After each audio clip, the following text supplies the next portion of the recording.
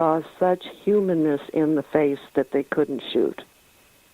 Yeah, I know. I remember the face real well. I mean, looking through a telephoto, and it does resemble not some. A lot of people say they look like an ape. I would say they look more human than ape, but they I don't know. I only looked at the face for a split second before I took off running. Well, as much as I'm interested in the whole subject, I think if one suddenly popped its face at my window right here, I probably would, be freaked out, even though I, have learned quite a bit about the Bigfoot. I think it still would scare most people. Well, after me and my friend, who was a medical doctor, we ran into that one up in the Canadian Rockies. We had to drive about maybe 10, 15 miles, and we came across a little store. And we were really shook up, and the owner of the store knew that we were shook up. And I said, well, we saw this thing. It was about like 8 to 10 feet tall. And he goes, you saying it's a bear? And I go, it didn't look like a bear. And he goes, well, we've had a lot of sightings up here of Bigfoot. But he says, if you're out there with only a camera and no weapons, you're crazy. And I go, why? Because he said, between the bears and they feel the Bigfoot, they have found partially eaten humans out there. It went out hunting or went out in the woods, and and all of a sudden we're attacked by either a bear or a Bigfoot or something, and we're partially eaten. So I mean, that was. I haven't gotten any stories like that around here, none at all. We see the footprints, we see evidence of them trying to, avoid us. The closest thing we had to anything that might be considered violent, and if people want to read this story, just type in Valley of the Bigfoot in our search bar, and they can find it.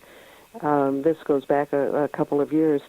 And there's this place up in the mountains where, to get there, you go down a one-lane gravel little road that goes along the side of a creek, and when you get to the end of it, it opens up into like a bowl-shaped little valley. And there's 3 houses, 2 houses and a barn and a pond. And one man was out there with a jackhammer trying to do something to the pond. And all of a sudden, the jack went right into something hollow, and the water started pouring down this hole. Well, after that, these people had all sorts of trouble with the Bigfoot. In hindsight, they figured out that there's caves in that area, and when this jackhammer went through, they must have flooded a cave that these Bigfoot lived in, and they were pissed. I would be. And they started, yeah. And we had a lot of photos of what they did, tearing up doors, and they did stuff to the cars, and they, got into a house, and they did all sorts of things. We eventually went out there another time with a woman who was quite good at, like, telepathically communicating, and she went out to where the pond and the dam are located, and she began to communicate telepathically that wasn't intended, and all this kind of stuff. And the real problem stopped. And the woman who eventually moved out of the house because she and her kids were real concerned, she came, but she would check the house every day anyhow. And she went after that. At the front door, there was a piece of burlap that had been shaped kind of like a 5-year-old might attempt to make a basket. And there was a couple like shiny objects or something inside it. It had been left as a gift. Oh, wow. Like a peace gift. And so this is why I'm not going to instantly buy that all Bigfoot are bad. And like I said, I would be pissed if somebody had flooded my house. And but we got lots of good photos, and we got hair samples, and you can see all that with the story. And if somebody's interested, again, just type in Valley of the Bigfoot in the search bar, and you should be able to get right to the story. Oh, wow. So, changing a little bit from the Bigfoot, you mentioned that there are ETs that are on our Earth. Basically, they're supplying our government with information, and in return, we're basically turning our heads while they abduct humans for whatever they want? That's what I've gotten that from different things, but this thing about the people being abducted in the forest and the children being taken,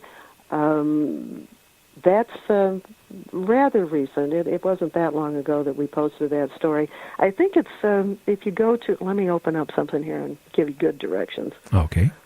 Hold on one second. Well, I tell you, I would not Okay, want to meet there's a section called Deep Throat Testimonies, and that's where we have people that have really good credentials, which I do get to see. I meet these people. I get confirmation that they're real, but for one reason or another, we can't identify them by name on the website, and that's what the Deep Throat Testimonies are devoted to. Wow, what's the worst you've heard about these ETs besides basically the government basically allowing them to, cannibalize humans? Well, this is kind of an old story, so I'm not really telling you something that, hasn't been out there for some time. Let's see here if I can get it straight. It's been so long ago.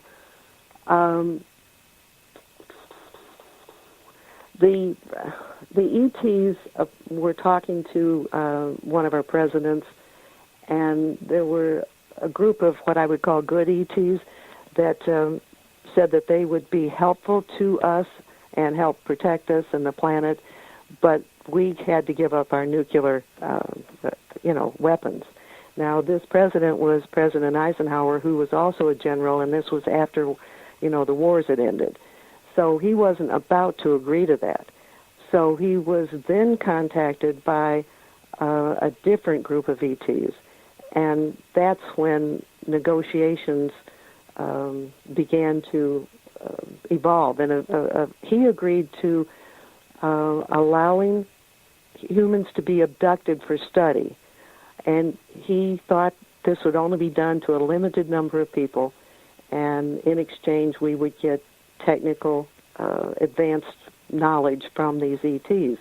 Well, that was agreed upon for a while, but then the abductions and things really got out of control.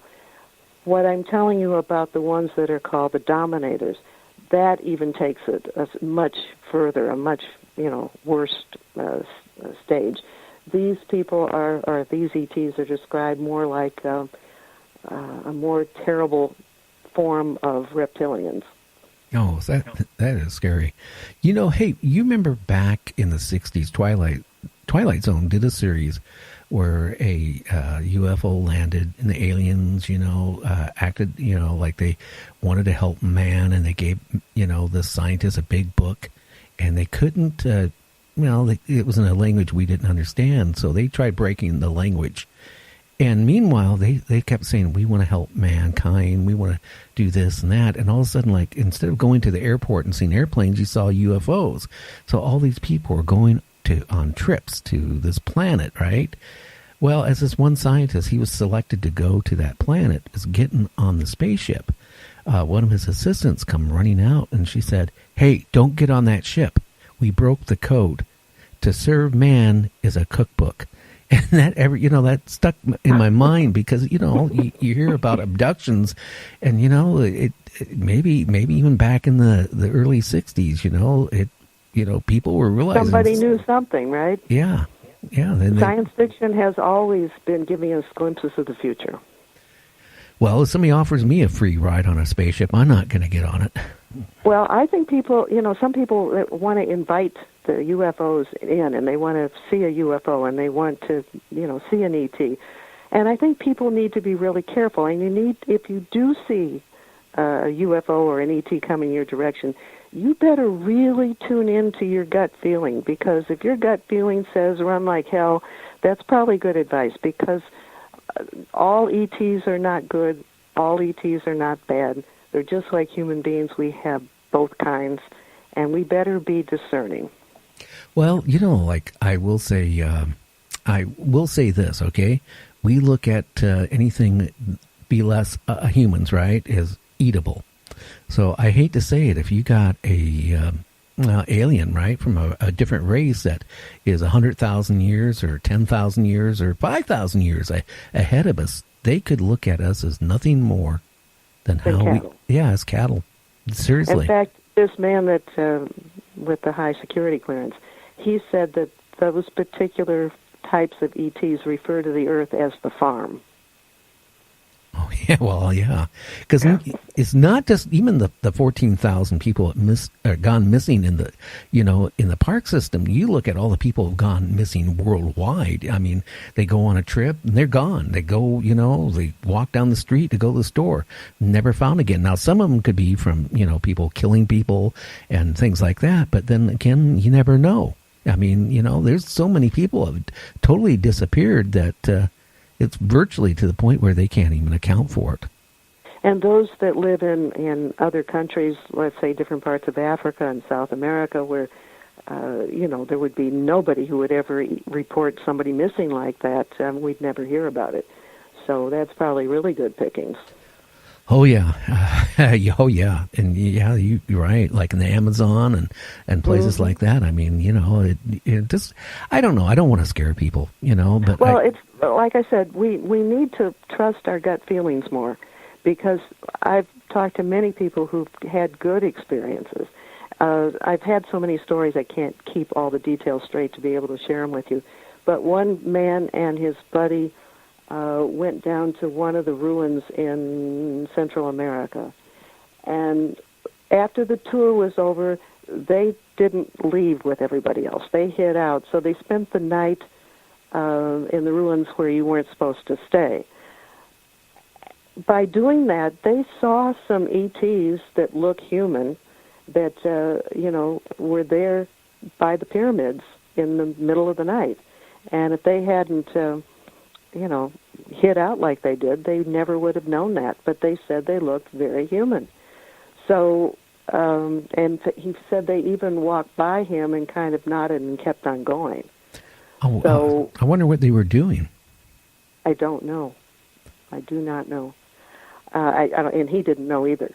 So, but, that was not a bad experience. It was a unique experience, but it wasn't bad. Well, it could have turned out bad if they would have been found.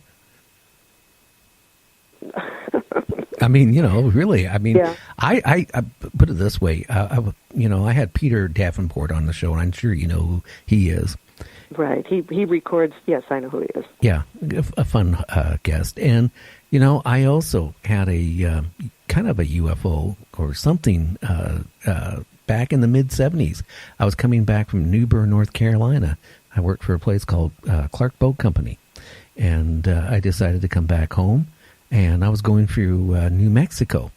And I was like speeding, because there was no speed limit. So I was probably doing 90 to 100 miles an hour through the desert. And all of a sudden, the whole area in front of me and the side of me, inside the car, all lit up, and my wife was panicking. I figured, okay, must be a helicopter, because maybe the way I'm driving, So I pull off the side of the road, and I got out, and it was a blinding light, but I didn't hear no helicopter. I didn't hear anything. I mean, I heard nothing, and then instantly it was gone. And, Peter told me he's had thousands of reports of stuff like that happening that way. So it tells me, there is things out there. Maybe that was a government thing. I have no idea. But it was something I couldn't... It's getting harder to tell them apart, because the government's gotten rather good at creating, UFOs. Well, I don't know if the government's ever going to admit there's UFOs or not, but I mean, it's strange, Mary, that in the last year they've come out, like with the fighter pilots in the Navy encountering a UFO and, releasing some of that information and some of the video. It makes you wonder, like maybe they're slowly trying to prepare us that something is out there. And then you have the Secretary of the Air Force here a few months ago said, hey, our next war will not be on Earth, it'll be in space. And you can take it two ways, okay? Maybe we develop certain type of missiles and spacecraft and we fight against another country out in space, or maybe we're going to fight against aliens. I have no idea. Yep. I guess if we knew all the answers, we would be bored to death, right? I think so. That's why I think, the Bigfoots out there actually have it easy, I mean, from the standpoint, they have to go, and look for food all the time and stuff like that. But boy, they sure don't have the pressures that me and you